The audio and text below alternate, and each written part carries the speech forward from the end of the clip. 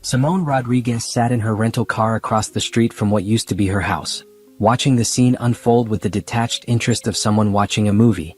The black SUV pulled into the driveway at exactly 4:47 p.m., just as she knew it would.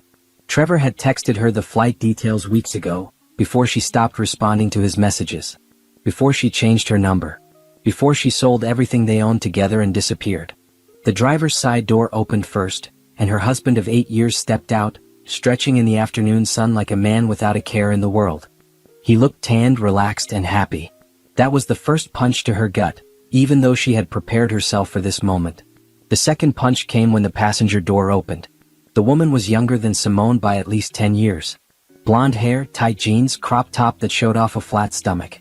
She bounded around the SUV and jumped into Trevor's arms, wrapping her legs around his waist while he spun her in a circle. They kissed deeply right there in the driveway with no concern for neighbors or propriety. Of course they didn't care. Trevor thought no one here knew about her. He thought his secret was safe. Simone pulled out her phone and took 3 photos. Not for evidence, she had plenty of that. Just for herself. To remember this moment. To remember why she did what she did. Trevor grabbed 2 suitcases from the back while the woman, Amber was her name, carried a shopping bag and a purse. They walked toward the front door, still laughing, still touching, still completely unaware. Trevor reached for his keys, but before he could insert them into the lock, the door swung open. A middle-aged white man stood in the doorway, his face confused and slightly annoyed. "Can I help you?" Simone watched Trevor's smile freeze. Watched confusion replace his confident swagger. "I'm sorry, who are you?" Trevor said, his voice carrying across the quiet suburban street. "I'm Robert Chin. I own this house." "Who are you?" "You own?" "No, there's been a mistake. This is my house. My wife and I bought this house 5 years ago." "Your wife?" The man looked past Trevor at Amber, who had taken a step back. "Are you Simone Rodriguez?" "No, I'm." "Who's Simone?" Amber's voice went shrill. Robert pulled out his phone. "I'm calling the police. I bought this house 3 weeks ago from Simone Rodriguez. The sale was completely legal. I have all the paperwork." Simone watched Trevor's face go pale. Watched him pull out his own phone, frantically trying to call her. The phone rang once and went to a message that her voicemail was full. He tried again. Same result. She had blocked his number 2 weeks ago, but she had set it to ring once so he would think it was just going to voicemail. "This is impossible," Trevor said, his voice rising. "My wife can't sell our house without my permission." "Actually, she can," Robert said, and now there was a hint of satisfaction in his voice. He had clearly been briefed on this situation. She had power of attorney. Everything was legal. "Now please leave my property or I will have you arrested for trespassing." A police car pulled up to the curb. Simone had called them 15 minutes ago, anonymously reporting a disturbance at this address. Perfect timing. Trevor turned to Amber, who was already backing away toward the SUV. "This is a mistake, baby. Just a misunderstanding. My wife is confused. I'll fix this." "Your wife?" Amber's voice could have cut glass. "You said you were separated. You said you were getting divorced." "I am. We are. This is just her being vindictive. She's probably upset I moved on." "Moved on? You've been living with me for 6 months. You told me you lived in an apartment." The police officers approached, and Simone decided she had seen enough. She started her car and pulled away from the curb slowly, carefully, like a woman with nothing to hide and nowhere urgent to be. In her rearview mirror, she saw Trevor notice her car. Saw him start running toward her. But she was already gone, turning the corner, disappearing into her new life while his old one crumbled behind her. She had sold the house for $320,000. Emptied their joint savings of $90,000.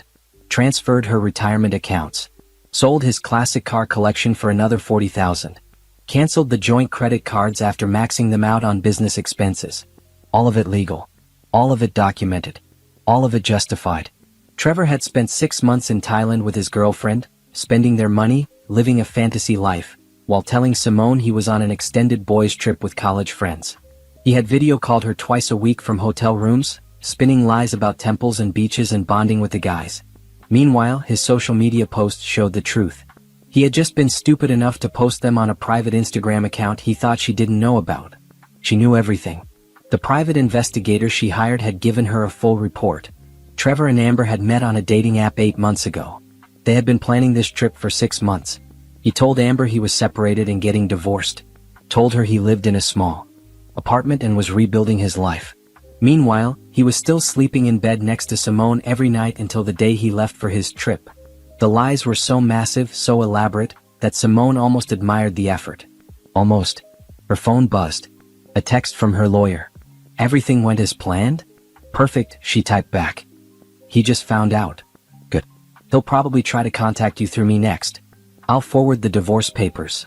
Simone drove to her new apartment in the downtown area, 15 miles from the suburban house where she had wasted 8 years of her life.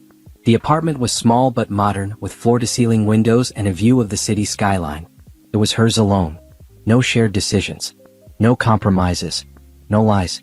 She poured herself a glass of wine and sat on her balcony, watching the sun set over the city. Her phone buzzed again. Trevor had found her email somehow. The message was exactly what she expected. What did you do? Call me now. This is insane. You can't just sell our house. I'm calling my lawyer. You're going to regret this. She deleted it without responding. He would send 50 more just like it. They didn't matter. What mattered was that she had won the first battle. He came home expecting to have his cake and eat it too. Expected to keep living his double life, maybe transition slowly from wife to girlfriend, keep all the assets and comfort while upgrading to a newer model. Instead, he had nothing. No house. No savings. No wife. And soon, no girlfriend either, because Amber had just learned that her boyfriend of 6 months was actually a married man who had been lying about everything. Simone's revenge wasn't violent. It wasn't dramatic. It was simply the complete dismantling of the life Trevor thought he could come home to. And this was only day one. 6 months earlier, Simone had been making breakfast when Trevor came downstairs with his laptop, a strange expression on his face. She remembers this moment perfectly now, like a photograph she can examine in detail. The way he hesitated at the bottom of the stairs. The way he cleared his throat twice before speaking. So, I have something I want to run by you, he said, pouring himself coffee. Simone was flipping pancakes, a Sunday morning ritual they had maintained throughout their marriage. What's up? You remember my college buddies? Jason and Terrell? Sure. She didn't really, but she nodded anyway. Trevor had a whole network of friends she had never met. Guys from college, from his first job, from his gym. She had stopped trying to keep track years ago. Well, we've been talking and we want to do a guy's trip. A real one. Like a once-in-a-lifetime thing. Okay. Simone plated the pancakes and brought them to the table. Where? Thailand. He said it quickly, watching her face. I know it's far. But the flights are cheap right now and we found an amazing deal on accommodations. It would be 6 months. Simone set down her fork. 6 months? I know it sounds long. But think about it. How often do we get a chance to really travel? To have an adventure? I'm 42 years old. If I don't do this now, I never will. What about your job? I have the vacation time saved up. And I talked to my boss. He's cool with it. Says I've been working too hard anyway, could use a break. Something felt wrong. Simone couldn't identify what exactly, but there was a sensation in her stomach like swallowing something sharp. 6 months in Thailand. With Jason and Terrell. And a few other guys. Maybe 5 or 6 of us total. We'd move around, see different cities. Really immerse ourselves in the culture. And I'm supposed to just stay here alone for 6 months? Trevor reached across the table and took her hand. His palm was warm, familiar. She had held this hand for 8 years. I know it's a lot to ask. But you could visit. We'd video chat every day. And think about it, babe. When I get back, I'll be refreshed. Ready to focus on us. Maybe we finally start trying for that baby you want. The baby comment was manipulative and Simone knew it even then. They had been talking about children for 3 years. Trevor always had a reason to wait. Too much work stress. Not enough savings. Let's just enjoy being married for a while longer. Now he was dangling it like a carrot. 6 months of freedom for him and then maybe he would give her what she wanted. She should have said no right then. Should have recognized the absurdity of the request. What kind of man leaves his wife for 6 months to vacation with friends? What kind of marriage survives that? But Simone had spent 8 years being the understanding wife. The supportive partner. The woman who didn't make waves. So she swallowed her concerns and said, okay. If this is important to you, then go. Trevor's face lit up. Really? You're serious? Yes. Go have your adventure. He came around the table and hugged her so hard she could barely breathe. You're amazing. I love you so much. This is going to be great for us, I promise. 2 weeks later, he was on a plane. Simone drove him to the airport at 5 in the morning, still half asleep. Trevor was buzzing with excitement, checking his phone constantly, fidgeting with his luggage. At the departure gate, he kissed her goodbye with what seemed like genuine affection. "I'll call you when I land," he promised. "And we'll video chat every night." Every night might be hard with the time difference. "Okay, every few days then. But I'll text you all the time. Keep you updated on everything." He didn't. The texts were sparse and impersonal. "Just landed. Jet lagged. Checked into the hotel. It's nice. Going to explore the city today." No details. No personality. Like he was checking items off a list. The video calls were worse. They happened twice a week, always from hotel rooms that looked identical. Beige walls, generic artwork, a bed in the background. Trevor would be showered and dressed, smiling at the camera, telling her about temples and markets and amazing food. But something was off. His stories didn't have weight. He would describe an incredible day of sightseeing but couldn't remember specific details when she asked questions. "How was the Grand Palace?" she asked during one call. "Amazing. So much gold. Really incredible architecture." "What was your favorite part?" Probably the main temple area. Just really impressive." It was the answer of someone who had looked at pictures online, not someone who had actually been there. The breaking point came 3 months in. Trevor called on a Tuesday evening, her Wednesday morning.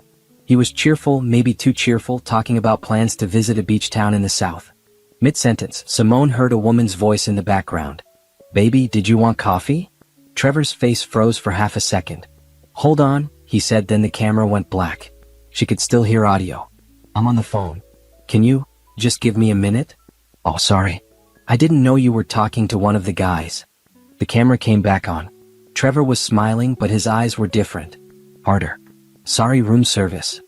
"That was a woman," Simone said. "Yeah, the hotel staff here are mostly women. She was asking about towels." "She called you baby." "What?" "No, you misheard. The connection is bad sometimes." "Trevor, I heard her clearly." "Look, I don't know what you think you heard, but you're being paranoid. I'm here with the guys. We're having a good time. That's it." They argued for 10 more minutes before Trevor claimed the Wi-Fi was cutting out and ended the call. Simone sat in her empty house, her heart pounding, knowing with absolute certainty that her husband was lying to her. She hired the private investigator the next day. His name was Dennis, a retired police officer who specialized in infidelity cases. He had kind eyes and a no-nonsense attitude. "I'm going to be honest with you, Mrs. Rodriguez. If your husband is cheating, I'll find proof. But sometimes people don't want to know the truth. Are you sure you're ready for whatever I find?" "I'm ready," Simone said. It took Dennis 2 weeks. He found Trevor's private Instagram account, which had been active for 8 months. The posts showed everything. Trevor and Amber at restaurants. Trevor and Amber on beaches.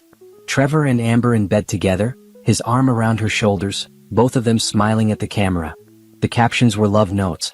"Best 6 months of my life. Can't believe I found you. This is just the beginning." There were no friends. No Jason or Terrell. No guy's trip. Just Trevor and his girlfriend, living in a rented apartment in Bangkok, playing house while Simone paid the mortgage on their real house back home. Dennis compiled everything into a folder. Social media posts. Credit card statements showing purchases for 2. Hotel bookings under Trevor's name with Amber listed as a guest. Even a lease agreement for their apartment, signed 3 months ago. "I'm sorry," Dennis said, handing over the folder. "But you have everything you need for a divorce. He won't be able to deny any of this." Simone took the folder home and didn't open it for 2 days. She already knew what was in it. Opening it would make it real. Make it undeniable. Make it something she had to act on. When she finally looked through the evidence, she didn't cry. She had done enough crying during those 3 months of sporadic phone calls and growing suspicion. Instead, she felt something cold and clear settle in her chest. Trevor had made a choice. He had chosen to lie, to cheat, to abandon their marriage while pretending everything was fine. Now she would make her own choices. She called a divorce lawyer first, then a real estate agent, then an accountant. Within a week she had a plan. It wasn't about hurting Trevor. It was about protecting herself and taking back what was hers. He wanted his freedom? She would give it to him. But it would cost him everything. The house went on the market 2 weeks later. Simone had found the power of attorney paperwork they had both signed 5 years ago when buying the house. It was a standard document that allowed either of them to make decisions about the property if the other was incapacitated or unavailable. She had forgotten about it. Trevor had definitely forgotten about it. Her lawyer confirmed it was valid. You can sell the house without his signature as long as you're not trying to defraud him. Since you're planning to file for divorce and this is marital property, you're entitled to your half. What you do with your half is your business. Simone sold the house for fair market value. Put her half in a new account. Invested Trevor's half in a business venture she had been planning for years. Emptied the joint savings. Transferred everything that was legally hers. Slowly, methodically, she dismantled the financial foundation of their marriage while Trevor lounged on beaches halfway across the world, thinking his secret was safe. When the house sold and the new owners moved in, Simone rented her downtown apartment and disappeared. She changed her phone number, closed her social media accounts, told her friends and family that she needed space to process the separation.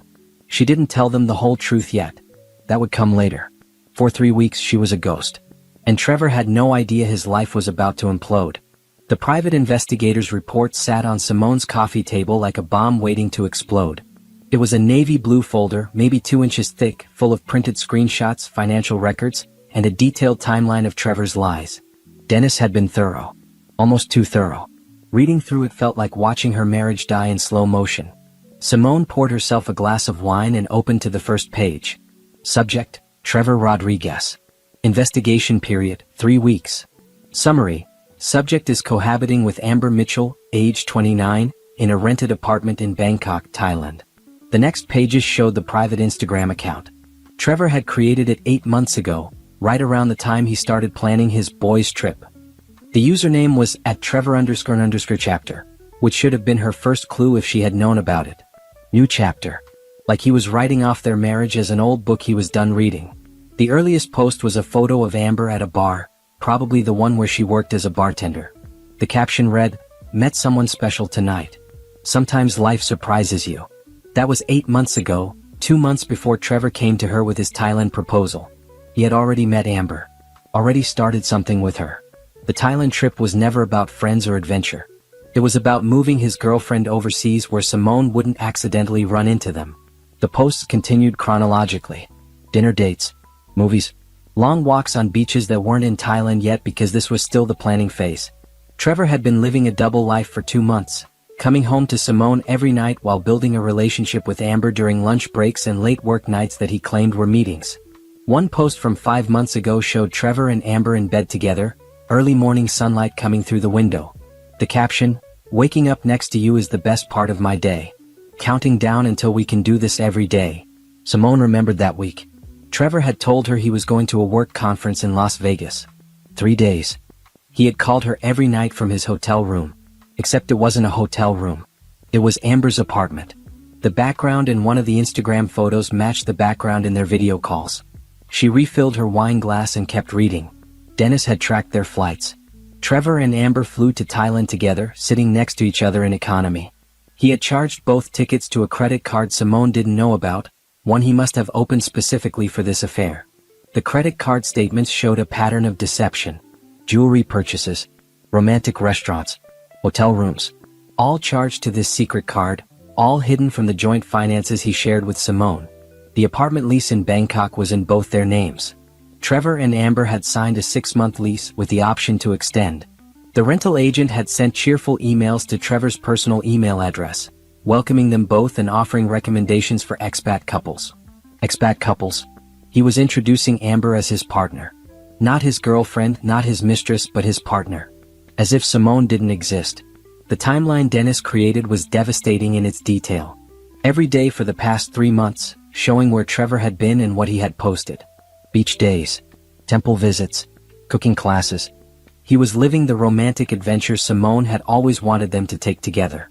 She had begged him for years to travel with her. Just a week in Europe, she had said. A long weekend in Mexico.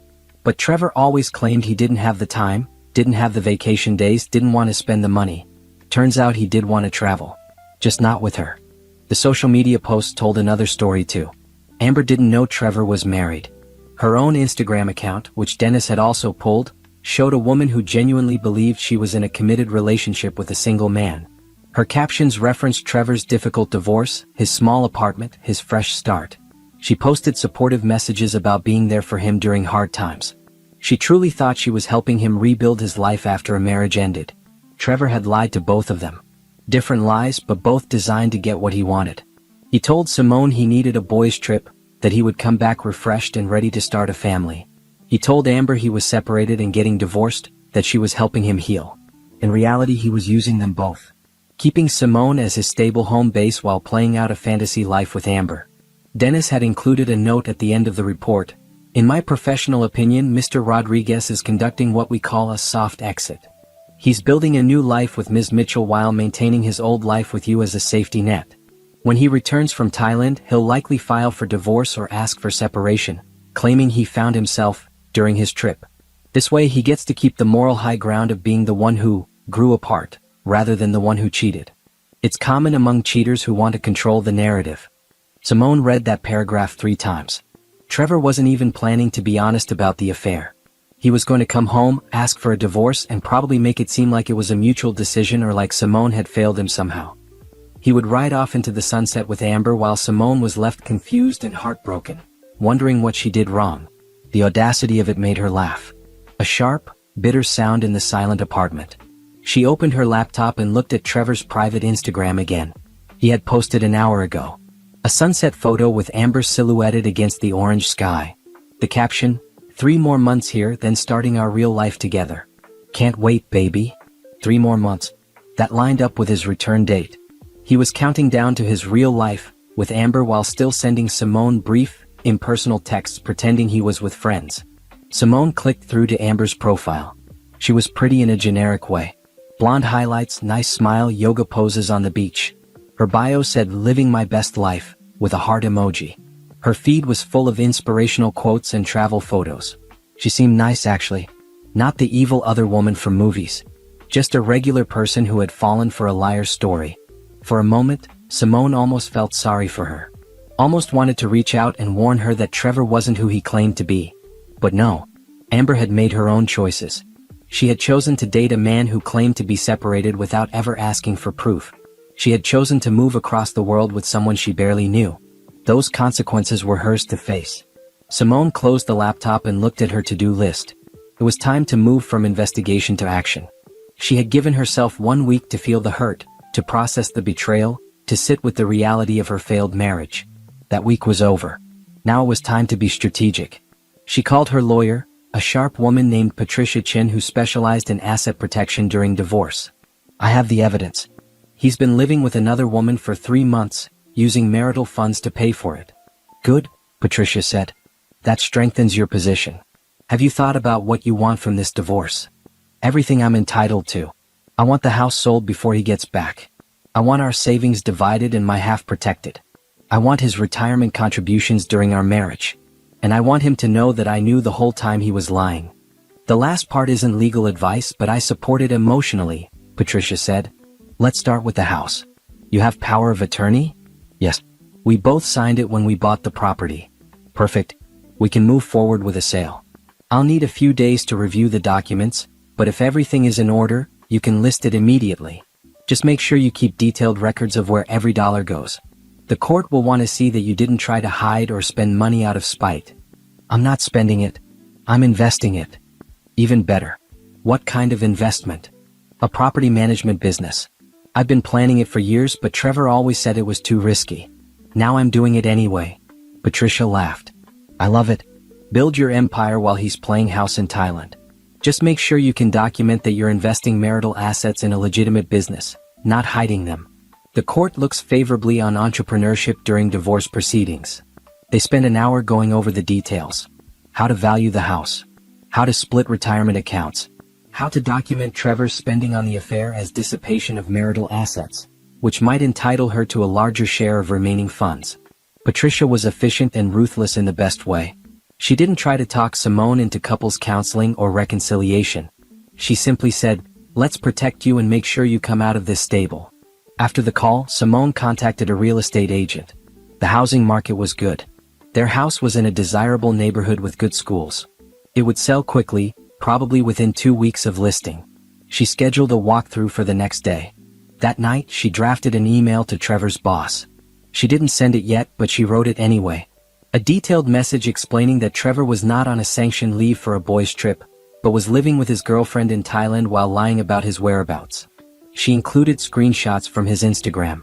She didn't know if she would actually send it. Maybe that was a step too far. But she wanted to have it ready, just in case Trevor tried to paint himself as the victim when everything came out. Before bed, Simone looked at the evidence folder one more time. The photo of Trevor and Amber in bed together, both smiling at the camera. The photo of them cooking dinner together in their Bangkok apartment. The photo of them on a boat, arms around each other, looking like any normal couple in love. She wasn't jealous. She was past that. What she felt was a cold determination. Trevor had made a choice to deceive her. To waste years of her life. To plan a future that didn't include her while still pretending they had a marriage worth saving. Now she would make her own choices. And unlike Trevor, her choices were based on truth, not lies. The real estate agent's name was Gloria, and she walked through the house with the practiced eye of someone who had seen hundreds of similar homes. "Good bones," she said, running her hand along the kitchen counter. "The updates you've made really show. New appliances, refinished floors, the bathroom renovation. This will sell quickly." Simone followed her through each room, seeing the house with new eyes. It wasn't really home anymore. It was just a building full of memories she wanted to forget. The living room where she and Trevor used to watch movies on Friday nights.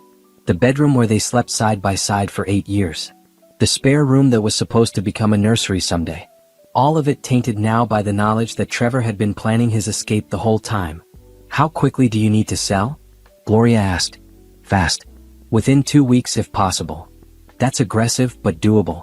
The market is strong right now. I'd recommend listing slightly below market value to generate multiple offers, then letting them bid against each other. You'll probably end up at or above asking anyway. Do it." "Okay. I'll need both you and your husband's signatures on the listing agreement." "I have power of attorney. Will that work?" Gloria paused. "Yes, but it's unusual. Is your husband unable to sign?" "He's traveling. Out of the country for several months. We agreed I would handle the sale." It wasn't exactly a lie. They had agreed on power of attorney, even if Trevor didn't know she would use it to sell their house without telling him. Gloria seemed satisfied with the explanation and didn't push further.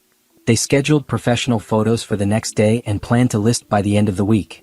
After Gloria left, Simone started packing. Not everything, just the things that mattered. Her clothes, her books, her mother's jewelry, the few pieces of furniture that were hers before the marriage. She hired a moving company to take everything to her new apartment. The rest, the shared furniture and decorations, would stay for staging. Her lawyer had drawn up divorce papers, but Patricia advised waiting to file them. File too early and he might try to block the house sale or freeze assets. Wait until everything is moved and secured, then file. By the time he gets served, the damage is done. Simone followed the advice. She opened new bank accounts in her name only, transferred her half of their savings, canceled joint credit cards after using them one last time to pay for her business startup costs. She consulted with an accountant about forming an LLC for her property management company. Every action was legal, documented, and designed to protect her future. The business idea had been percolating for years. Simone had a degree in business administration and had worked in property management before marriage. When she married Trevor, he convinced her to take a job at his company doing administrative work. It paid well and meant they could carpool together, he said. Be a team. But it also meant she gave up her career plans to support his. Now she was taking them back. She found 3 rental properties in transitional neighborhoods. Nothing fancy, but solid structures with good bones that needed minor updates. The sellers were motivated. She offered cash using money from the house sale and their savings. 2 accepted immediately. The third needed more negotiation, but eventually came down to her price. Simone hired contractors to do quick updates. Paint, new fixtures, basic landscaping. Nothing major, just enough to make them attractive to renters. She listed them online and had applications within days. Young professionals looking for affordable housing in up-and-coming areas. She screened carefully, checked references, required first and last month's rent plus security deposits. Within 3 weeks of starting, she had 3 properties, 6 tenants, and positive monthly cash flow. It wasn't huge money yet, but it was hers. A foundation she could build on. The consulting business was slower to start but more personally satisfying. Simone created a website offering divorce planning services for women. Financial organization, asset protection, emotional support resources. She didn't advertise herself as a lawyer or therapist, just someone who had been through it and could help others navigate the process. Her first client came through a friend's referral. A woman named Tanya who had just discovered her husband's affair and didn't know where to start. Simone met her at a coffee shop and walked her through the basics. Document everything. Open separate accounts. Consult a lawyer. Don't move out of the house until advised to do so. Protect yourself first, feel your feelings later. Tanya cried through most of the meeting, but by the end she had a plan. She paid Simone $200 for 2 hours of consultation, which felt like both too much and not enough for what they had discussed. But it was a start. The house sold in 9 days. 3 offers, all above asking price. Simone accepted the highest one with the shortest closing timeline. The buyers were a young couple expecting their first baby, excited about the neighborhood schools and the big backyard. Simone felt a pang of sadness for the life she thought she would have. The baby who would never play in that yard. Then she pushed it aside. That life was Trevor's fantasy, not hers. She was building something real now. Closing was scheduled for 2 weeks out. Simone had everything timed perfectly. The new owners would take possession exactly 3 days before Trevor's scheduled return. He would come home to strangers living in his house with no warning and no explanation beyond a forwarding address for a lawyer's office.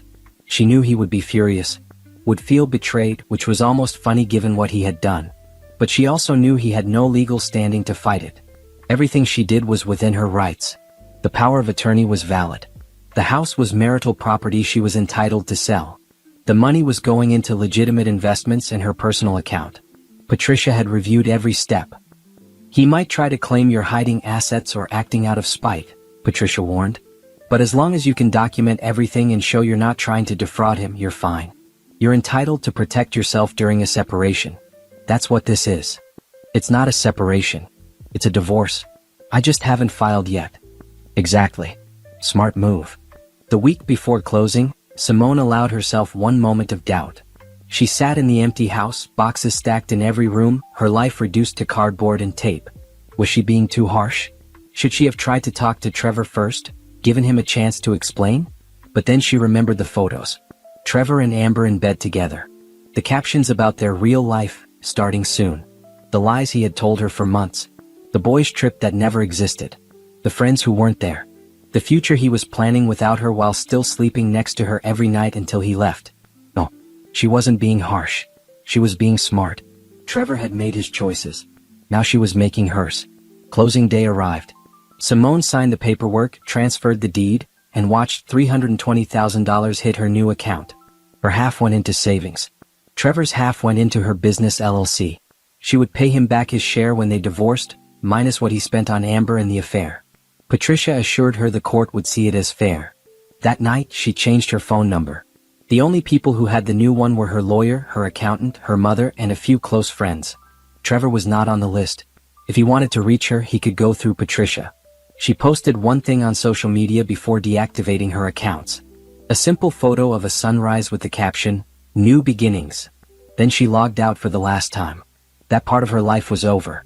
3 days later, right on schedule, she drove to the old neighborhood and parked across the street from the house. She watched Trevor's SUV pull up at 4:47 p.m. Watched him get out with Amber. Watched them approach the front door with suitcases and smiles, completely unaware their fantasy was about to crash into reality. She watched Robert Chin open the door. Watched Trevor's face change from confusion to panic. Watched Amber take a step back as she realized the man she moved across the world for had lied about everything. Watched the police arrive. Watched Trevor try to run after her car as she drove away. And for the first time in 6 months, Simone smiled. Simone's new apartment became her command center. The small second bedroom, which she had initially thought would be storage space, transformed into an office. She bought a desk, a comfortable chair, and a large whiteboard for planning. On the whiteboard, she listed her goals: 3 properties by month 1, 5 properties by month 6, 10 by year end. Consulting business profitable within 3 months. She was ahead of schedule on the properties. 3 rentals were already generating income. The tenants were good, paying on time, taking care of the spaces. Simone created systems for everything. Automated rent collection. Regular inspection schedules. A list of reliable contractors for repairs. She treated it like a real business, not a hobby, which made all the difference. The consulting business grew more slowly but with more emotional reward. After Tanya, 3 more clients came through referrals. Women who had discovered affairs, women who were planning exits from bad marriages, women who needed someone to tell them they weren't crazy for wanting to protect themselves. Simone met each client in person, usually at a quiet coffee shop. She listened to their stories, made notes, gave practical advice. Document everything. Open separate accounts. Consult a lawyer before making big decisions. Protect yourself financially before protecting the relationship.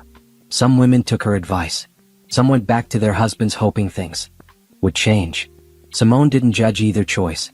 She just provided information and let them decide. She charged on a sliding scale based on what clients could afford. Some paid $200 for a 2-hour session. Some paid $50. One woman could only afford $20, and Simone met with her anyway because the situation was desperate. The woman's husband had been draining their accounts to support a gambling habit, and she needed to know how to protect what little was left. Money wasn't the point of the consulting business. Not yet, anyway. The point was helping women avoid the shock and devastation she had felt.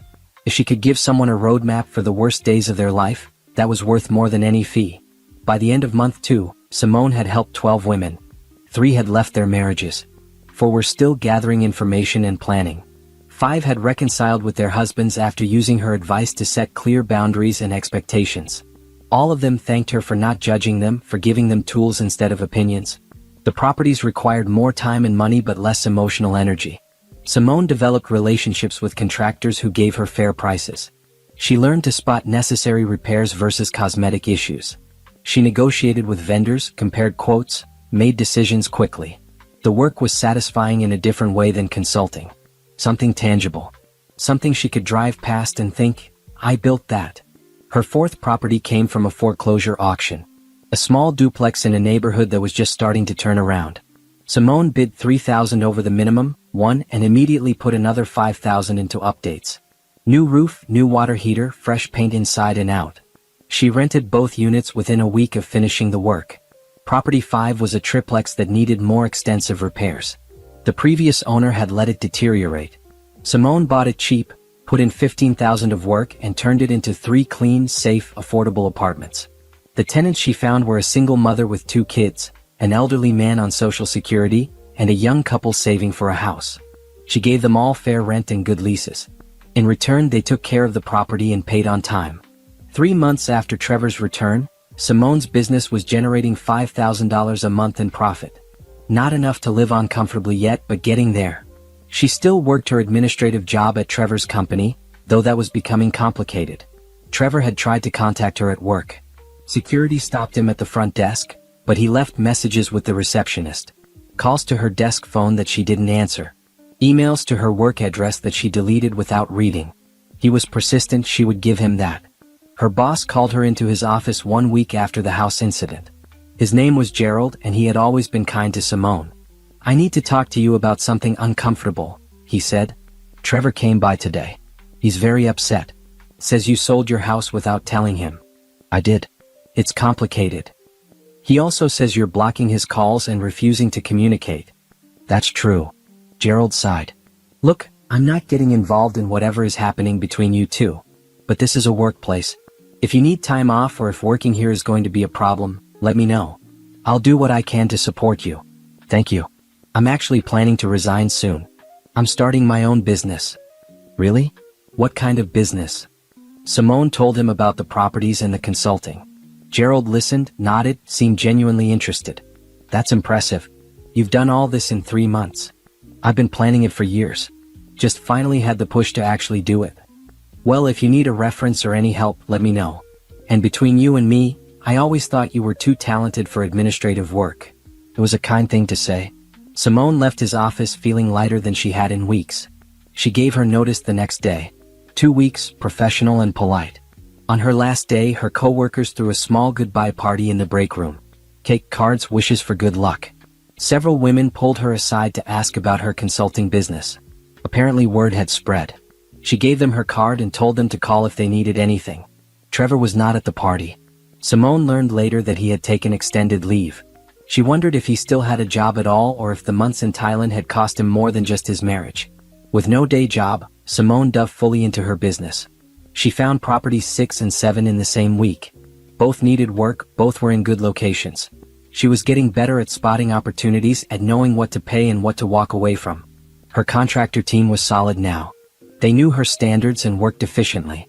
The consulting business expanded in an unexpected direction. One of her clients was a lawyer who specialized in family law. She was impressed with Simone's knowledge and practical advice. Have you ever thought about doing this professionally? Like, getting certified as a divorce consultant or financial planner? I don't have the credentials. You could get them. There are programs. And honestly, you're already doing the work. You might as well get paid properly for it. Simone looked into certification programs. Found one that was self-paced and affordable. Started studying in the evenings after handling property management tasks during the day. The material was interesting. Some of it she already knew from experience. Some of it was new and useful. 4 months after Trevor's return, Simone's life looked completely different. She woke up in her own apartment, drank coffee on her own schedule, spent her days building something she was proud of. The properties were doing well. The consulting was growing. She had started the certification program and was already halfway through.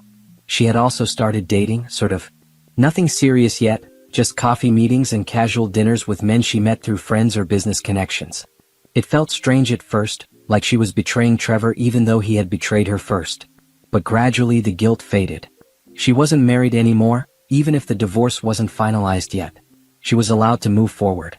One of the men she dated was Jerome, an architect who had designed renovations for one of her properties. He was kind, funny, easy to talk to. They had dinner 3 times before he kissed her goodnight, a gentle kiss that didn't push for more. Simone liked that about him.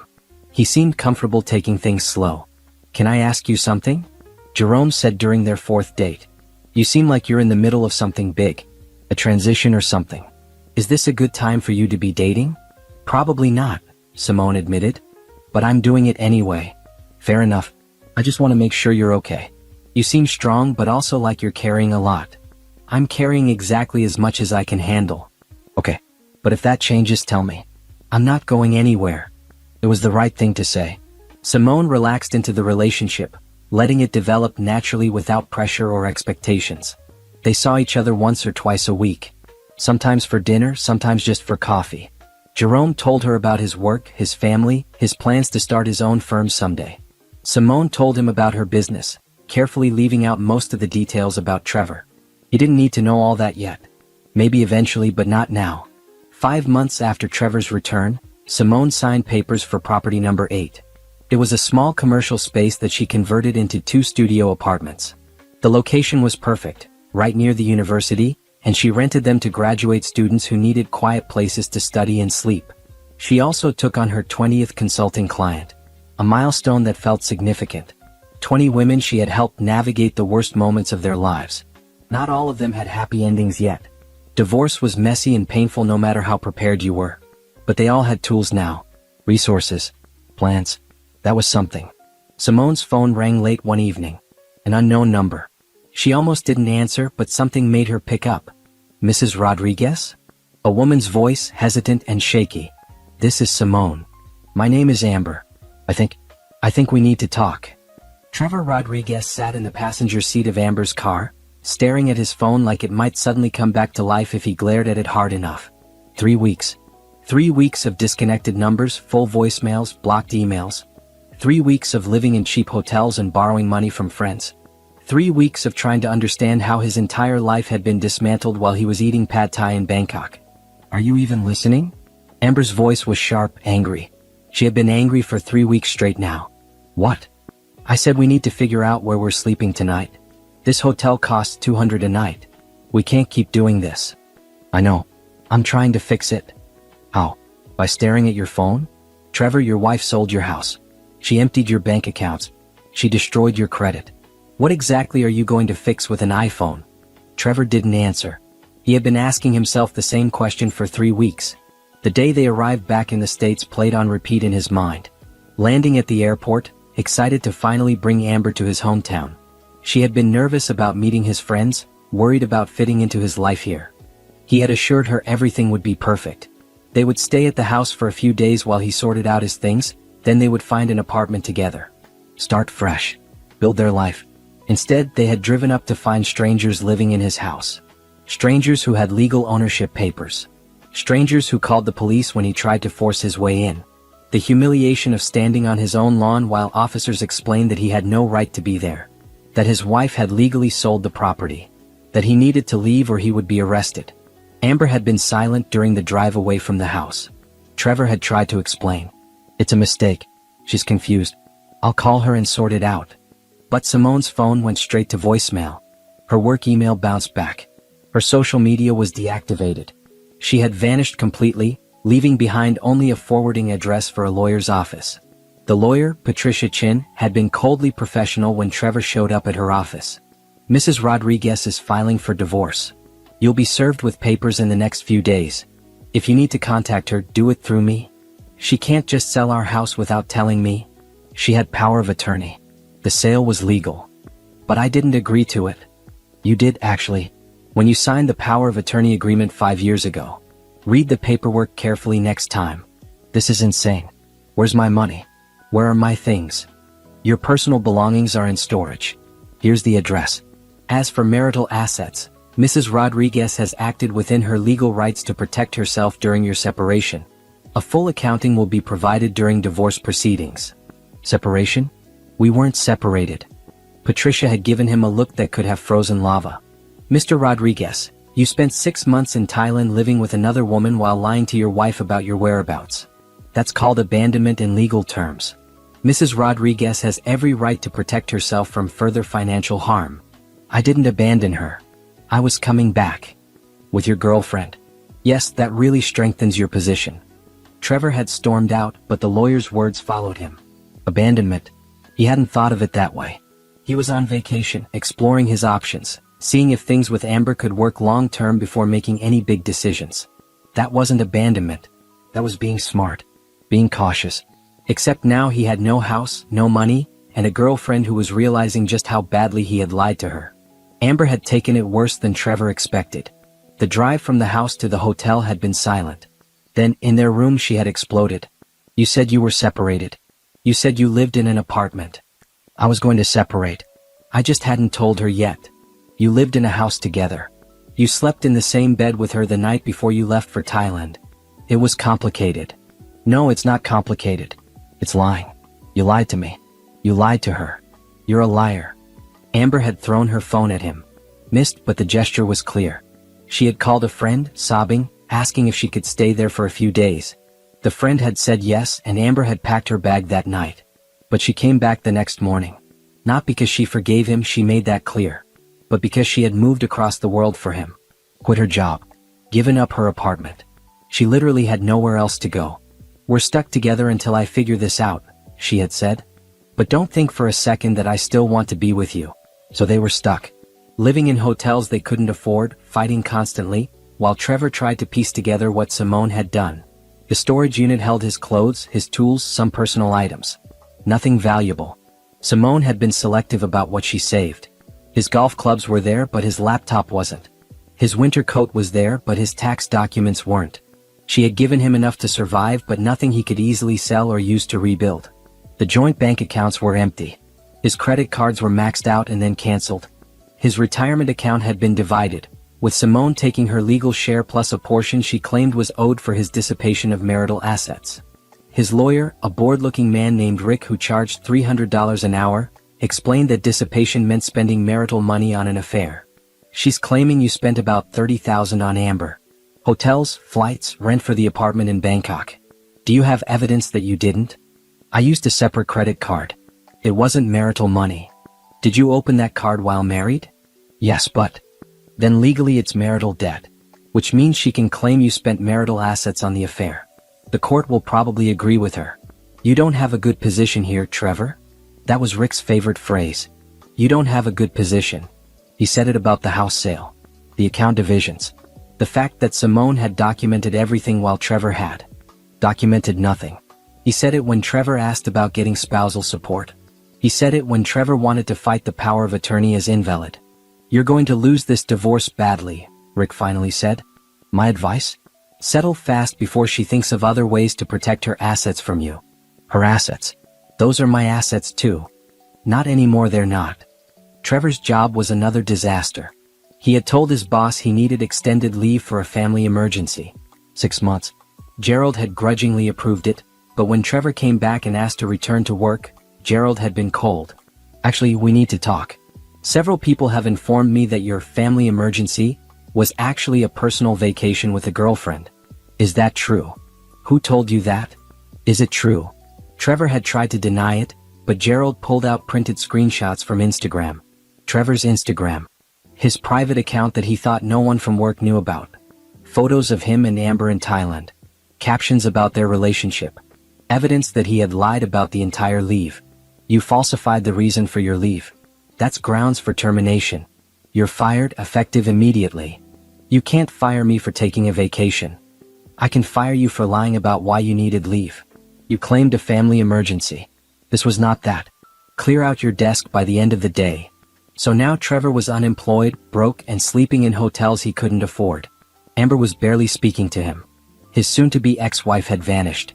His lawyer said he didn't have a good position. And he still didn't fully understand how it had all gone so wrong. He had planned everything so carefully. 6 months in Thailand to test the relationship with Amber. If it worked, he would come home and ask Simone for a divorce, claiming they had grown apart. If it didn't work, he would come home and pretend the trip had given him perspective on how much he loved his wife. Either way, he kept his financial security, his house, his life. But Simone had figured it out. Somehow she had known. And instead of confronting him or begging him to stay, she had simply erased him from her life. Sold everything. Moved on. Left him with nothing but a storage unit of belongings and a divorce lawyer who kept saying he didn't have a good position. Trevor. Amber's voice snapped him back to the present. Are you listening to me? Sorry, what? I said I'm leaving. I called my sister in Ohio. She's wiring me money for a bus ticket. I'm going to stay with her until I figure out what to do next. You're leaving? Amber, we can fix this. Fix what? You're broke. You're unemployed. You lied to me about everything. Your wife destroyed your life and I'm collateral damage. There's nothing to fix. We love each other. We can start over. Amber laughed, a harsh sound. Love. You don't even know what that word means. You loved having a wife at home while you played house with me. Now you have nothing and you want me to stay? No. I'm done. She grabbed her suitcase and walked out of the hotel room. Trevor didn't follow her. What was the point? She was right. He had nothing to offer her. Nothing to offer anyone. He sat alone in the hotel room, staring at the phone bill he couldn't pay and the eviction notice from the hotel management saying they needed payment or he needed to leave. His mother had agreed to let him stay with her temporarily, which was humiliating for a 42-year-old man. But it was better than being homeless. Trevor thought about Simone. Tried to picture where she was now. What she was doing. Whether she felt guilty about destroying his life. But he couldn't picture it. He realized he had never really known her. Not really. He knew she was reliable, predictable, boring. The kind of wife who wouldn't make waves. Who would accept his excuse about a boys' trip without questioning it. Turns out she was none of those things. She was smart, strategic, and apparently ruthless when pushed. She had outplayed him completely, and he hadn't even known they were playing a game until he had already lost. His phone buzzed. A text from his mother. The guest room is ready. Come whenever. Trevor packed his one suitcase and checked out of the hotel, leaving the bill unpaid. They could send it to collections. Add it to his list of problems. He drove to his childhood home in his SUV, which would probably be repossessed soon since he couldn't make the payments. Every aspect of his life was falling apart, and he had no idea how to stop it. As he pulled into his mother's driveway, Trevor allowed himself one moment of pure hatred for Simone. She had done this. She had destroyed everything out of spite. Out of revenge. It was cruel and vindictive and wrong. But even as he thought it, a small voice in his head whispered the truth. She had only protected herself from his lies. Everything she did was legal. Everything she did was in response to his choices. If he had been honest, if he had asked for a divorce before starting something with Amber, none of this would have happened. He ignored that voice. It was easier to be angry at Simone than to accept his own responsibility. Anger felt cleaner than guilt. Simone stared at her phone for a full minute after Amber hung up. The conversation had been short, awkward, and surreal.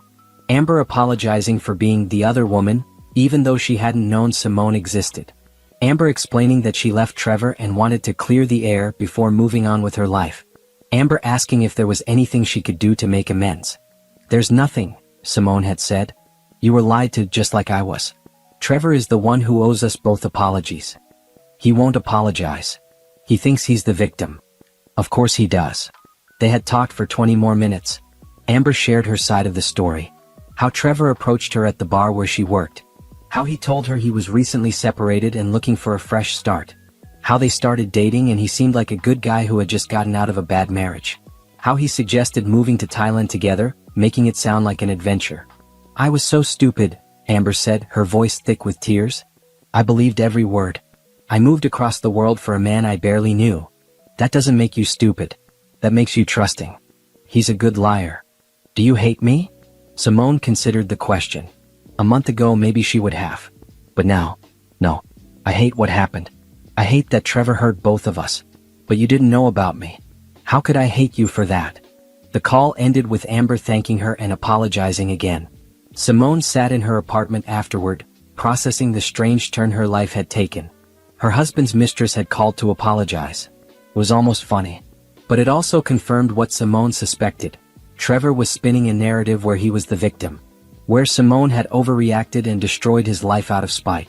Where his affair was justified because the marriage was already over in his mind. It was classic cheater logic. Rewrite history to justify your actions. She called Patricia the next morning. Amber contacted me. Trevor's girlfriend? Yes. She wanted to apologize.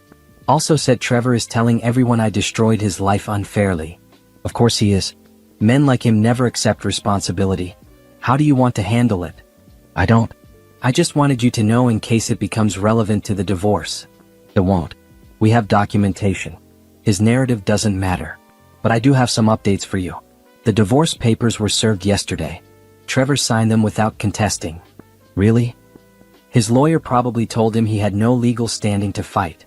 The power of attorney is valid, the house sale was legal, and we have evidence of his affair and financial misconduct. Fighting would just cost him lawyer fees he can't afford. So it's done? Almost. The court needs to review and approve the settlement. Could take a few months. But yes, essentially it's done.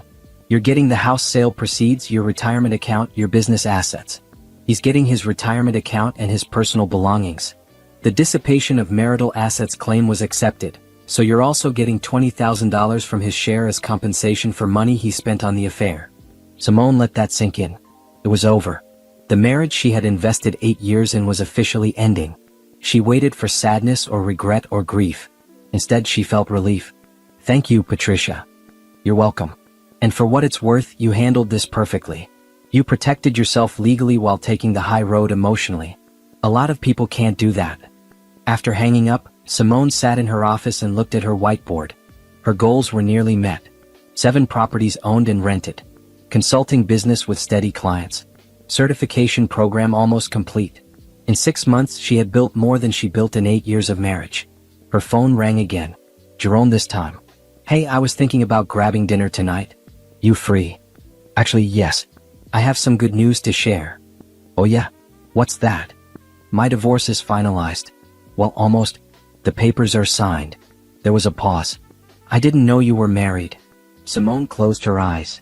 She had been avoiding this conversation, letting Jerome think she was just a woman starting a business and living her life. But he deserved to know the truth. I should have told you sooner. Can we talk about it at dinner? Sure. But Simone, it's okay. I figured you had your reasons for not sharing. That evening, Simone told Jerome everything. The affair, the lies, the 6 months of planning her escape while Trevor played house in Thailand. The house sale, the business launch, the strategic dismantling of her old life while building a new one. Jerome listened without interrupting, his face thoughtful. That's a lot, he finally said. You've been through a lot. I have. And I should have told you earlier, but I wasn't ready to talk about it yet. When did all this happen? Trevor came back 3 months ago. But I found out about the affair 6 months ago. So it's been 9 months of chaos. And you started a business, bought properties, helped other women going through divorces, and somehow managed to date me. That's impressive. Or crazy. No, impressive. But I have to ask, are you sure you're ready to be dating?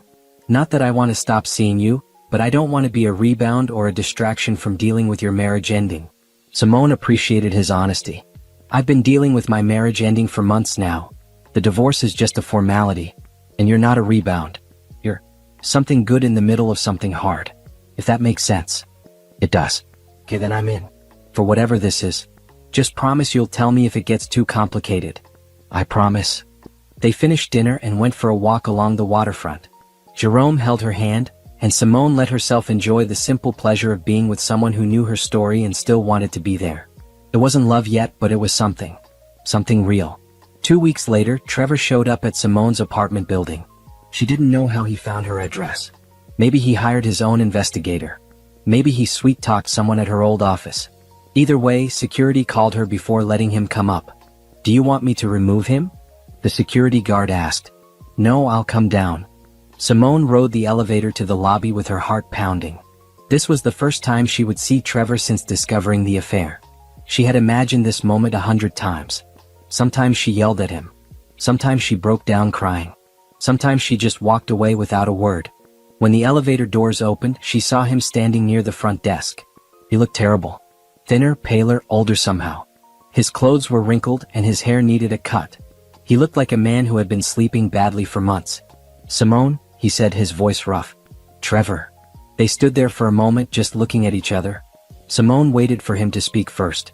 She had nothing to say to him that wasn't already said through her actions and through Patricia. "Can we talk? Please? We can talk here. I'm not letting you come upstairs. This is private." Then talk quietly. Trevor glanced at the security guard, who was pretending not to listen but definitely listening. "Fine. I need to understand why you did this. Why you sold our house without talking to me. Why you emptied our accounts. Why you destroyed everything. I protected myself from a husband who lied to me for months. That's why. I was coming back. I was going to explain everything." "Explain what?" "That you spent 6 months living with your girlfriend while telling me you were on a boys' trip? That you used our money to fund your affair? That you were planning to divorce me but wanted to wait until you were sure your new relationship would work out?" Trevor flinched. "It wasn't like that. It was exactly like that. I have screenshots of your Instagram. I have credit card statements. I have the lease for your apartment in Bangkok with both your names on it. Don't insult me by pretending you were doing anything other than exactly what you were doing. Okay, I cheated. I'm sorry. But selling the house, taking all the money? That was extreme." Simone laughed, a sharp sound. "Extreme? You abandoned me for 6 months. You lied to my face every time we talked. You spent thousands of our dollars on another woman. And when I protected myself legally, you think that's extreme. I didn't abandon you. I always planned to come back. To divorce me. You planned to come back to divorce me. That's not better, Trevor. That's worse. At least if you had been honest, I could have started dealing with it months ago. Instead, you kept me in limbo while you played house with Amber. Is that what this is about? Revenge? No. It's about survival. You tried to leave me with nothing while you started a new life. I just made sure that didn't happen." Trevor ran his hands through his hair. "I don't have anything now. No house, no savings, no job. You took everything. I took my half of everything. You still have your retirement account and your personal belongings. You just don't have me anymore, and you don't have the safety net of our marriage while you explore other options. So what am I supposed to do now? Figure it out. The same way I had to figure it out when I discovered my husband was living a double life. I need help, Simone. I need money to get back on my feet. Get it from Amber. Or from your parents. Or from a bank. But not from me. We're done." "Just like that? 8 years and you're just done? You were done 6 months ago when you moved to Thailand with your girlfriend. I'm just catching up." Trevor's face crumpled. For a moment, Simone thought he might cry.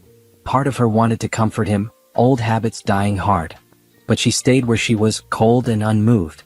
"I'm sorry," Trevor finally said. "I know it doesn't change anything, but I'm sorry. You didn't deserve what I did." "You're right. I didn't. Can we at least be civil? During the divorce proceedings? We are being civil. I'm not fighting you for more than I'm entitled to. I'm just taking what's mine and protecting it. If you want civil, then accept the settlement and move on."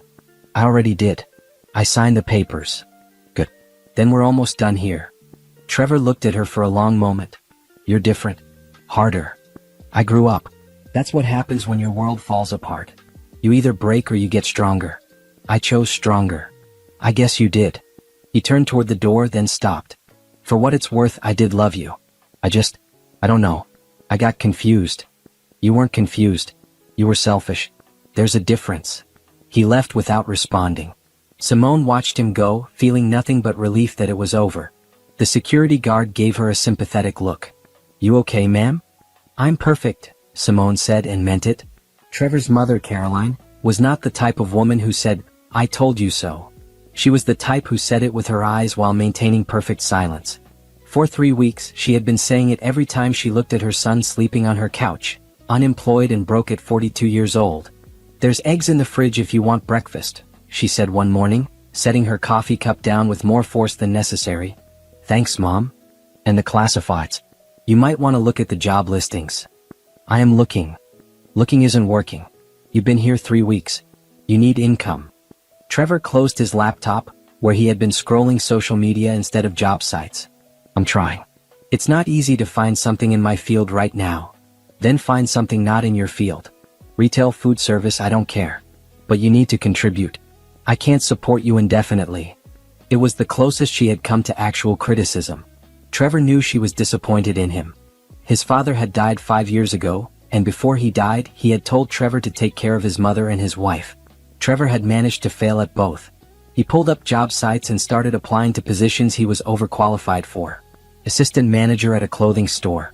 Front desk clerk at a hotel. Stockroom associate at a warehouse. The applications asked why he was interested in the position, and Trevor lied fluently. Looking for a fresh start. Passionate about customer service. Eager to join a growing team. None of it was true. He just needed money. His phone buzzed with a call from an unknown number. He almost didn't answer but answered anyway. "Mr. Rodriguez? This is Amanda from Valley Credit Union. I'm calling about your vehicle loan. You're 3 months behind on payments." "I know. I'm working on it. We need to arrange a payment plan or we'll be forced to repossess the vehicle." "Can't you give me another month?" "Sir, you've already had 2 extensions. I need payment by the end of this week or we'll send a recovery agent." Trevor hung up and stared at his SUV through the window. It was the last nice thing he owned. Once they took that, he would be completely broke. No car, no house, no savings. Just a middle-aged man living with his mother and working retail. His phone rang again. This time it was Amber. "What do you want?" he asked, his voice harsh. "I'm calling to tell you I'm suing you." "What?" "You owe me money. I loaned you $8,000 over the past 6 months. I kept records. You said you'd pay me back after you sold the house. Well, the house is sold and you have money somewhere. I want mine." "I don't have any money. Simone took it all." "That's your problem, not mine. I'm filing in small claims court next week. You'll be served soon." She hung up. Trevor threw his phone across the room, not caring when it hit the wall and cracked the screen. Amber was suing him. His car was being repossessed. His mother was disappointed. His wife had destroyed his life. Everything was falling apart and there was no way to stop it. That night, Trevor went through his storage unit looking for anything valuable he could sell. His golf clubs brought $200 at a pawn shop. His old gaming system got $50. A watch his father gave him went for $300. It wasn't enough to save the car, but it would cover a few necessities.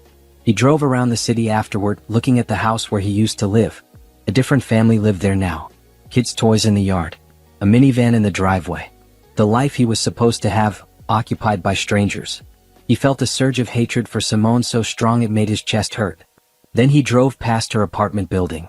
He didn't stop, just slowed down enough to see the building. Modern, nice, expensive. She was living well while he struggled. It wasn't fair. None of it was fair. His phone, cracked screen and all, buzzed with a text from a number he didn't recognize. "Got your number from a mutual friend. Heard you're looking for work. We're hiring at Mike's Sporting Goods. Retail sales. $12 an hour. Let me know if interested." $12 an hour. Trevor had made $70,000 a year at his old job. But $12 an hour was better than zero. He texted back, "Interested. When can I start?" The next day, Trevor started his new job selling sneakers to teenagers. The manager was younger than him by 15 years. His co-workers were college students working part-time. He stood behind a counter scanning items and making small talk with customers. A bright orange polo shirt that said, "Team Member," stretched across his chest. It was humiliating. Every person who came through recognized someone who used to have a real job, a real life. Now he was selling them running shoes and pretending to be cheerful about it. But it was money. After taxes and accounting for his mother's request for rent, he was netting about $1,500 a month. Barely enough to survive. Not enough to save. Not enough to rebuild. The repossession agent came for his SUV 2 weeks into the retail job. Trevor watched from his mother's kitchen window as they loaded it onto a truck and drove away. His mother stood next to him, silent as always. But he felt her disappointment like a weight. "I'll get another car," he said. "Something cheaper. More affordable." "With what money?" "I'm working now, Trevor." She turned to face him. "What happened to you? You used to be responsible. You had a good job, a good wife, a good life. How did you end up here?" "I made some mistakes." "Some mistakes?" "You abandoned your wife to live with another woman. You lied to everyone. You destroyed your marriage. Those aren't mistakes. Those are choices." It was the most she had said about the situation since he moved in. Trevor wanted to argue, to explain that it was more complicated than that. But she was right. They were choices. Bad ones. The small claims court summons came a week later. Amber was indeed suing him for $8,000 plus court fees. Trevor couldn't afford a lawyer. He would have to represent himself and somehow convince a judge that he didn't owe the money. Except he did owe it. He had borrowed from Amber repeatedly, always promising to pay her back later. She had receipts and text messages proving it. He called Rick, his divorce lawyer, for advice. "What do I do?" "Settle. Offer a payment plan. The judge will probably order one anyway since you can't pay in full." "I can't afford any payments. I make $12 an hour." "Then you're going to have a judgment against you which will tank your credit score even further. My advice? Get a second job." Trevor hung up and pulled up job sites again. He started applying to night positions. Security guard. Overnight stock crew. Delivery driver. Anything that would give him enough income to survive and pay off his debts. 2 months after returning from Thailand, Trevor's life had been reduced to this. Working 2 jobs, living with his mother, dodging phone calls from creditors, and watching his ex-wife build an empire while he scraped by. The fantasy life he thought he was building with Amber had completely crumbled. The security he thought he had with Simone was gone. He had nothing and no one to blame but himself. He thought about calling Simone, apologizing more sincerely, begging for help. But he remembered her face in the lobby. Cold, unmoved, done with him completely. She wasn't going to help. She had moved on. Built something new. Left him behind without a second thought. At night, lying on his mother's couch, Trevor replayed every decision that led here. Downloading that dating app. Messaging Amber. Lying about Thailand. Coming home expecting to have it both ways. If he could go back and change any of it, he would. But he couldn't. He could only move forward, one $12 hour at a time. The divorce was finalized 6 months after he signed the papers. Trevor received a copy of the decree in the mail. It listed the division of assets. Simone received the house sale proceeds, her retirement account, and $20,000 in compensation for dissipation of marital assets. Trevor received his retirement account and his personal belongings. Marriage officially dissolved. He stared at the paper for a long time. 8 years reduced to legal language and asset division. No mention of the good times they had. The trips they took before money got tight. The way she used to laugh at his jokes. The plans they made for the future. Just numbers and terms and signatures. Trevor filed the divorce decree in a drawer and went to work. What else could he do? His life had fallen apart. The woman he cheated with was suing him. The woman he married was thriving without him. And he was alone, working retail, living with his mother, paying for choices he couldn't undo. 6 months after Trevor's return, Simone sat in her new office overlooking the city. The space was small but professional, with glass walls, modern furniture, and her business logo on the door, Phoenix Rising Consulting and Property Management. The name felt fitting. She had risen from the ashes of her marriage to build something real. Her property portfolio had grown to 9 buildings. The newest was a 4-unit complex she purchased at auction and renovated with Jerome's help. He had designed the updates, turning dated apartments into modern living spaces that rented immediately. Working with him had been easy. He understood her vision and didn't try to talk her into expensive upgrades she didn't need. Their relationship had grown too. Slowly, carefully, with neither of them rushing. They had dinner twice a week, sometimes at restaurants, sometimes at her apartment where she cooked and he brought wine. They talked about everything. His childhood in Oregon. Her failed marriage. His dream of starting his own architecture firm. Her plans to expand the consulting business. "You should hire someone," Jerome said one evening, washing dishes while Simone dried. "You're doing everything yourself. Property management, consulting, bookkeeping. That's too much for one person. I can't afford to hire anyone yet. You have 9 properties generating income. You can afford to hire a property manager and an assistant. It would free you up to focus on growth." "Maybe you're right. I'm always right. It's one of my best qualities." She threw the dish towel at him and he caught it laughing. Moments like this felt normal, easy. Like building something real instead of performing a role she thought she was supposed to play. With Trevor, she had always been the understanding wife, the supportive partner, the woman who put his needs first. With Jerome, she was just herself. And that was enough. The consulting business had taken an unexpected turn. One of her clients, a woman named Rachel who left an abusive marriage using Simone's advice, referred 3 friends. Those friends referred more people. Within months, Simone had a waiting list. She raised her rates and hired a part-time assistant to handle scheduling. She also completed her certification program. The exam was difficult, but she passed on the first try. Now she could officially call herself a certified divorce financial analyst, which gave her credibility and allowed her to charge professional rates. Her new clients were willing to pay $200 an hour for her expertise. Some sessions went longer, some shorter, but the hourly rate made the business profitable. Simone started running workshops too. Monthly sessions at a community center where she taught women about financial literacy, asset protection, and planning for life changes. The workshops were free, her way of giving back and also generating leads for her consulting business. Women who attended the workshops often became clients when they needed more personalized help. One evening after a workshop, a young woman approached her. "I don't need consulting yet, but I wanted to say thank you. My sister used your advice when she left her husband last year. You saved her life." "I didn't save her. She saved herself." "Maybe. But you gave her the tools. That matters." It was comments like that which made the work feel meaningful. Simone wasn't just building a business. She was helping women take control of their lives during the worst moments. That was worth more than profit margins. Her phone rang with a call from Patricia. "I have some updates on Trevor." "I don't need updates on Trevor." "I know. But I thought you'd want to know he lost his job and is working retail now. Also, Amber is suing him for $8,000. He's pretty much hit rock bottom." Simone felt nothing. No satisfaction, no sympathy, just indifference. "Okay. That's it? Just okay? What else should I say? He made his choices. Now he's living with the consequences." "Fair enough. The divorce is fully finalized, by the way. You're officially single." "Great. Send me the final paperwork." After hanging up, Simone sat at her desk looking at the city skyline. Officially single. Officially done with that chapter of her life. It felt anticlimactic. No celebration, no grief, just a quiet closing of a door. Jerome picked her up for dinner that night. They went to a new restaurant downtown, sat at a table by the window, ordered wine and appetizers. Halfway through the meal, Jerome set down his fork and looked at her. "I need to tell you something." "Okay. I'm starting my own firm. I gave notice at my job today." Simone felt a rush of pride. "That's amazing. Congratulations." "Thank you. But I'm nervous. It's a big risk." "You'll be great at it. You're talented and people love working with you." "I hope so.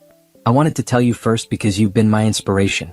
Watching you build your business from nothing in just a few months made me realize I could do the same. We can support each other. 2 entrepreneurs figuring it out together." "Exactly." He reached across the table and took her hand.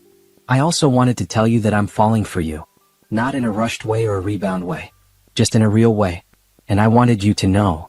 Simone felt tears prick her eyes. Not sad tears but grateful ones. "I'm falling for you too." They sat there holding hands across the table, and Simone felt something she hadn't felt in years. Hope. Not hope that someone would complete her or save her or give her the life she wanted. Hope that she could build that life herself and share it with someone who respected what she was building. The next month, Simone opened her 10th property. It was a triplex in a neighborhood that was just starting to gentrify. She bought it cheap, put $20,000 into renovations with Jerome's design help, and rented all 3 units in 1 week.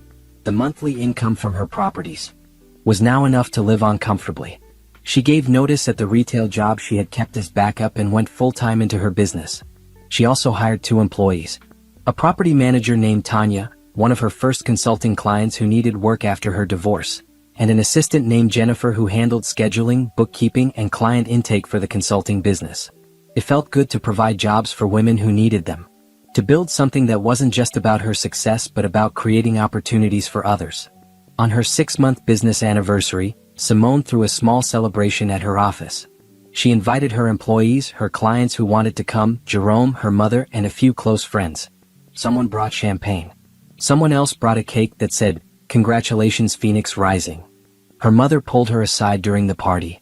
"I'm proud of you. I know this year was hard. But look at what you built. Thanks, Mom.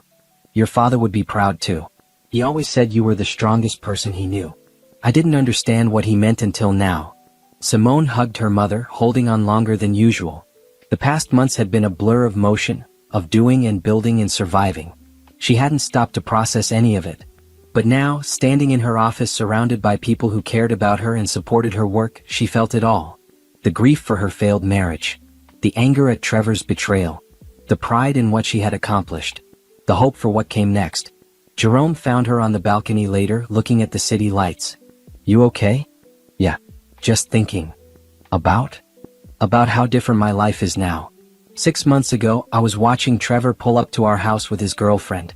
I was scared and angry and lost. Now I have a business, employees, clients who need me. I have you. I have a future that's mine. You built all that yourself. I know. That's what I'm thinking about. How much strength it took. How scared I was. How worth it all turned out to be. Jerome wrapped his arms around her from behind. They stood there together, watching the city, and Simone felt completely at peace. Trevor had taken a lot from her. Time, trust, years of her life. But he hadn't broken her. Instead, his betrayal had forced her to find strength she didn't know she had. To build a life she never would have built if he had stayed. She wouldn't thank him for that. She would never forgive what he did. But she could acknowledge that his worst act had become her catalyst. Phoenix Rising wasn't just a business name. It was her story. Rising from the ashes of her marriage to become someone stronger, someone better, someone completely her own. 1 year after Trevor's return, Simone stood in front of a crowd of 200 women at a downtown conference center. She wore a navy blue dress, simple but professional, and held a microphone with more confidence than she ever thought possible. The banner behind her read, "Taking Control, a workshop on navigating life transitions." A year ago, she began, I was someone else. I was a wife in a failing marriage I didn't know was failing. I was a woman who put everyone else's needs before my own. I was scared of change and scared of being alone. Today I'm none of those things. And I'm here to tell you that you don't have to be those things either. The audience listened intently. Some were going through divorces. Some were considering leaving bad relationships. Some were just curious about building financial independence. Simone spoke to all of them, sharing her story without shame or apology. She talked about discovering Trevor's affair. About the strategic planning that followed. About building her business from nothing while processing grief and anger and fear. The revenge I took wasn't dramatic, she said. I didn't slash tires or post his secrets online or any of the things we see in movies. My revenge was simply protecting myself and building something better. Living well became my revenge. And now, living well is just my life. The revenge part doesn't even matter anymore. After her speech, women lined up to ask questions and share their own stories. A young mother asked how to rebuild credit after a divorce. An older woman asked if it was too late to start over at 60. A college student asked how to spot warning signs of financial manipulation early in relationships. Simone answered them all, drawing on her experience and her training. At the end of the event, a reporter from a local business magazine approached. I'd like to interview you for a feature we're doing on female entrepreneurs. Would you be interested? Sure. What's the angle? Women who turned personal tragedy into business success. You're a perfect fit. The interview happened 2 weeks later. The reporter asked about her properties, her consulting business, her plans for expansion. Simone answered honestly, not hiding the painful origins of her success but also not dwelling on them. When the magazine came out a month later, her face was on the cover under the headline, From Betrayal to Business, One Woman's Journey to Independence. As the party wound down, Jerome found her on the balcony again. It had become their spot, the place where they had important conversations. Happy anniversary, he said. Anniversary of what? Of the day you took your life back. Simone leaned against him, looking at the city lights. It's weird to think about. A year ago, I was watching my life fall apart. Now I can't imagine being anywhere else. You've built something amazing. I'm proud of you. We've built something amazing. I couldn't have done this without you. Yes, you could have. But I'm glad you didn't have to. They stood there together, and Simone thought about everything she had gained in the past year. A business, financial independence, meaningful work, real love, a future that was hers to shape. None of it came from revenge or anger or proving Trevor wrong. It came from protecting herself, believing in her own strength, and building a life that made her happy. Trevor was probably home right now at his mother's house, watching TV or scrolling his phone, wondering where his life went wrong. But Simone wasn't thinking about him. She was thinking about her business goals for next year. About her wedding in the spring. About the foundation she was building to help more women. About the life she had created that was so full of meaning and purpose that her past marriage felt like something that happened to someone else. That was the real revenge, she realized. Not that Trevor had suffered, but that she had succeeded so completely that his suffering was irrelevant. She didn't need him to be miserable for her to be happy. She just needed to be herself, living her life, building her empire, loving her partner, and helping other women find their own strength. The phoenix had risen.